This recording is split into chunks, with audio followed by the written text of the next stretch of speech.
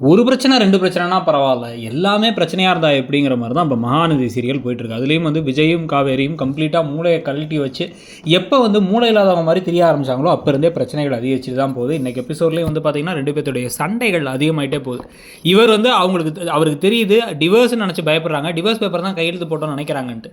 ஆனா, இவர் அத வந்து அதுக்கு தெளிவான விளக்கத்த குடுக்காம செவுத்த புடிச்சு குத்திக்கிட்டு இருக்காரு. தூணெல்லாம் புடிச்சு முட்டிக்கிட்டு இருக்காரு. இவங்க என்ன பண்றாங்க அப்புட்ன்னா வந்து, "ஏய் நான் போயிர்றேன். போயிடவா?" அப்படிங்கிறாங்க. உடனே அவர் போய் தொலை அப்படிங்கிறாரு. மாற்றி மாற்றி 2 பேரும் நீ லூசா நான் லூசான்னு அடிச்சுக்கிட்டு இருக்க. ராகினி வேற உள்ளார புந்து குறுக்க புந்து விளாண்டுட்டு இருக்காங்க. இப்போவும் விஜய் தெளிவான ஒரு முடிவுக்கு வராமல் காவேரி கிட்ட போயிட்டு துணியெல்லாம் எடுத்து வச்சிரு, நம்ம வந்து கிளம்பி வெளில போகிறோம் அப்படின்னு சொல்லி நம்மன்னு கூட சொல்ல எடுத்து வை வெளில வா அப்படின்னா அவங்க ஏதோ வந்து வீட்டோட துரத்துறாங்க தான் நினைப்பாங்க அவங்களும்.